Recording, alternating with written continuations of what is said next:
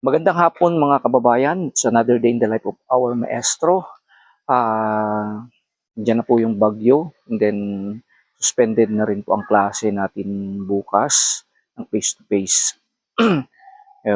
Habol pa rin tayo kasi ilang araw po na walang upload ang ating maestro kasi talagang napaka-busy po natin. And gaya ngayon, nagtuturo din tayo, tinutulungan din natin yung mga senior citizen para sa kanilang ikipag-contest ng choral sa province. So, kaya mahirap naman ginagawa natin after school. Then sa school, busy rin tayo. Ang dami talang ginagawa. After that, papractice sila. Kaya wala na tayong time na mag-upload. Kaya ngayon, dahil may bagyo, habol tayo. Habol tayo sa mga anakis natin. Okay, kahit pa. Kasi bumili kasi ako ng baon para sana para kay AJ bukas, pero suspended ang klase. Ibigyan natin ng mga para kay Kuya AJ. Siya muna ang walang papasyalan natin kasi siya ang pinakamalapit ngayon. So, is may kaunti tayong dala na para sa bata. Sa buti na lang at wala pa yung pero inaasahan na malakas po yung bagyo na darating. Kaya habol tayo. Ito na tayo muna kay Kuya AJ. Siyang uunahin natin. Bigyan. And may time pa tayo yung mga iba pang anakis natin.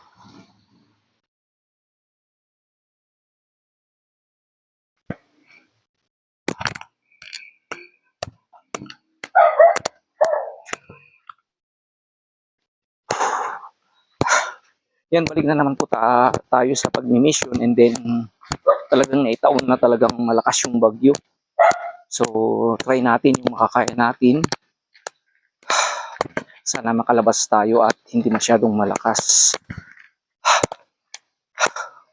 Kung naman may bahagi natin sa mga anakis natin, yun ang bibigay natin. Kahit papano ay mayroon silang kahit na pantawid sa kasagsagan ng bagyo.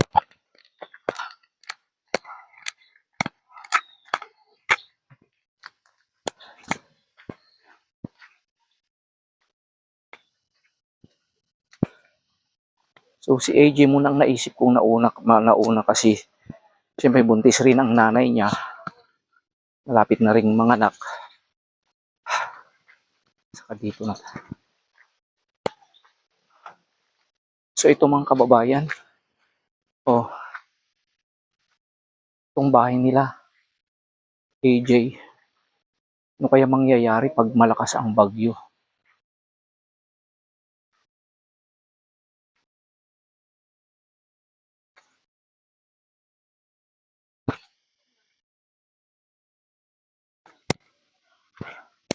Abda ni AJ?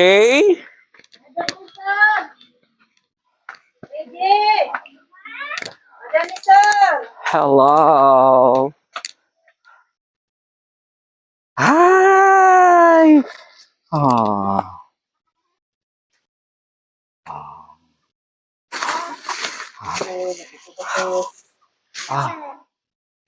Doon nagluluto si Gemma. Nagluto kami ng lahat. So, tingnan natin mga kababayan. So, ito ba itong bahay mo? Opo, sir. Itong, lagay natin ang mic. May pasok bukas? Awan? Hindi ko po alam, sir. Pero may baon ka bukas? Wala, sir. Wala. Opo, sir. Okay. So, yan. Start ng bagyo. Mabalinti umunagan, Ju. Dito tayo sa loob. Nagluluto naman si Nanay Gemma. Ito naman ang papa ni Okay. Ala.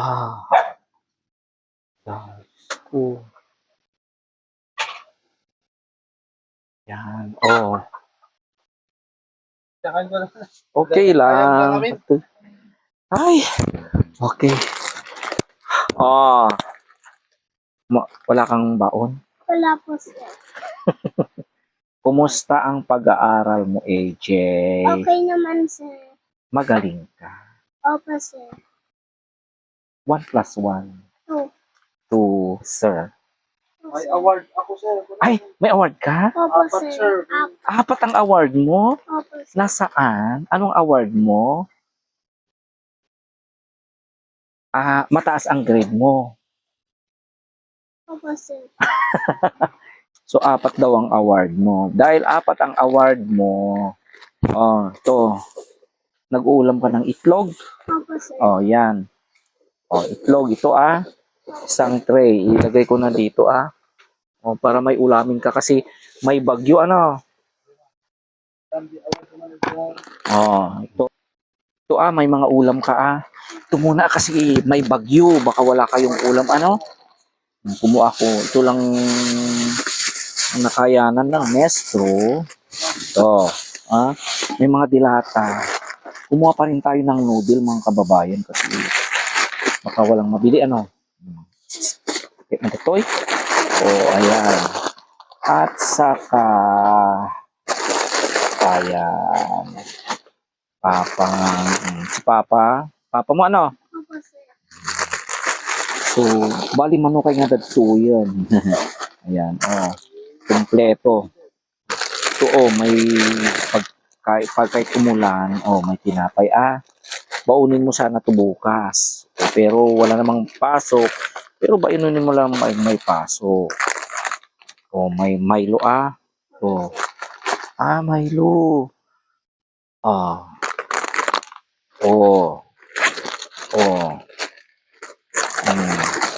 Ayan. So, baon mo yan, pag nakabalik tayo, bibigyan na naman kita, So, ito ang award mo. Good Communicator Awardee. Wow! Magaling magsalita. Good Communicator Awardee. Eager Beaver Awardee. Bongga. Task Champ Awardee. Batang Maaasahan Awardee. Wow! So, ibig sabihin magaling ka, ano? Opo, sir. Okay.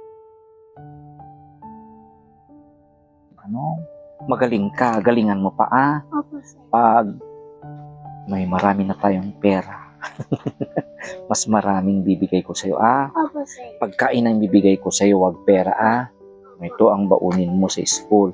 Pero pag walang pasok, kung anong pwede mong kainin dito, kain mo, Opo, sir. Okay, very good. So, pasok bukas, ano? Wala po, sir. Baka darating ngayong gabi yung malakas na bagyo, Saan ka matutulog? Dito po sa bahay namin, sir. Dito? Paano pag malakas ang bagyo? Di ka takot? Hindi po, sir. Dahil kasama ko si mama at papa. Very good. So, sana ano ang wish mo sa bahay nyo? Ano sa ang wish mo halimbawa? Gusto kong mapaayos tong bahay namin, sir, para may matulugan. Matulugan. Paano maaayos ang bahay mo? Anong gagawin mo dapat? Ipapagawa ko po, sir. Wala ka namang pera. Pag marami na po akong pera, sir. Saan ka kukuha ng pera? Pag may trabaho na ako, sir. Paano ka makakatrabaho? Mag-apply po ko, sir. Mag-a-apply ka. Opo, sir. Anong trabaho halimbawa ang ambisyon? Sundalo po. Ay, sundalo! Okay, paano ka magiging sundalo? Mag-aaral po ako ng mabuti. Ay, mag-aral ka ng mabuti. Paano ka mag-aral kung wala kang pera? Tatrabaho po ako, sir. Maglalakad po ako papasok at wala po akong baon na papasok. Kaya mo? Opo, sir. Para maging sundalo? Opo, sir. Very good. Napakagandang ambisyon mo. So, sana So, Opo, sir. dapat mag-aral ka. Opo, sir. Magpakabait ka. Opo, sir. Okay, very good. Balang araw, maging sundalo ka. Opo, sir. I-pray mo na sana ay balang araw may tulong si Lord sa'yo, may blessing. sana balang araw, kahit matulungan kita, kahit kunti, pray mo si Maestro na tumagal at healthy. Okay? So, ayan, malapit na ang bagyo.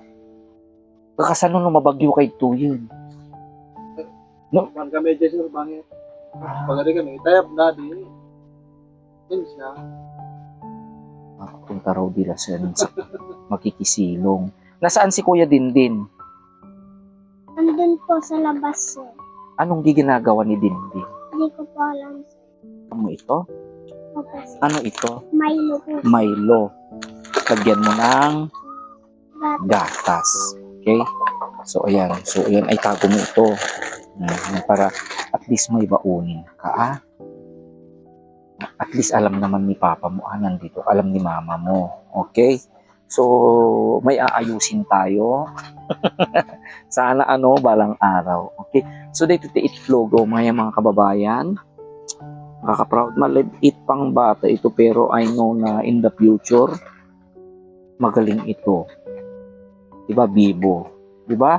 Opo, sir. Sabi niya kanina, kahit walang baon, Opo, kahit maglalakad, magtatrabaho.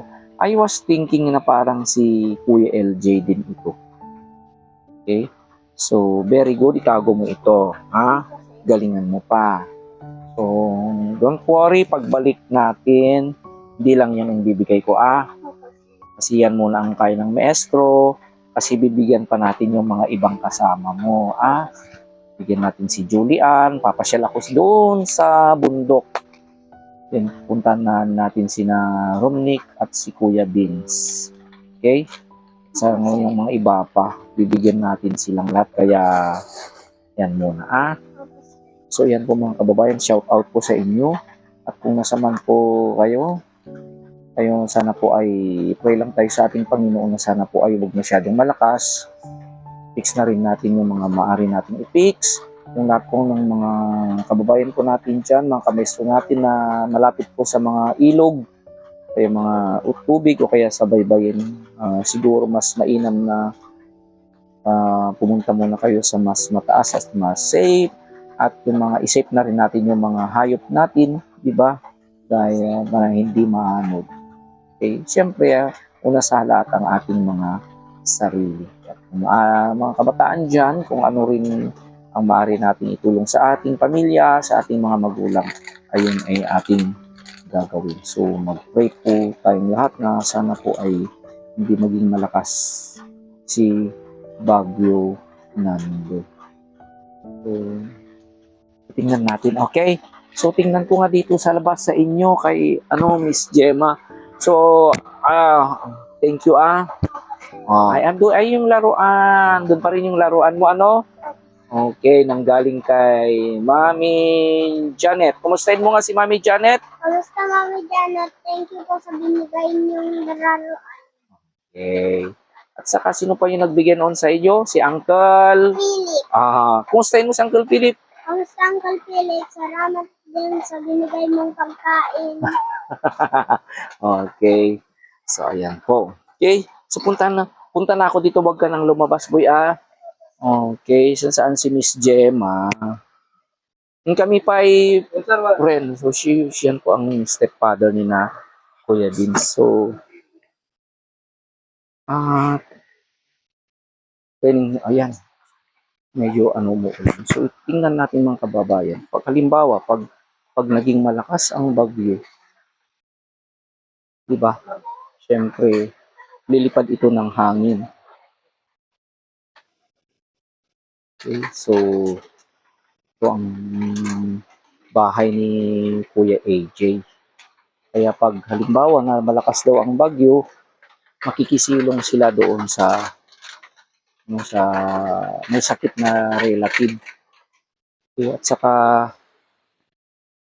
dito rin sila nagluluto. Dito. Ay, hindi. Ay, may aso. Dito sila nagluluto. Okay? So, Walang pasok bukas, Kuya Dindin, ah. Yes, sir. Okay.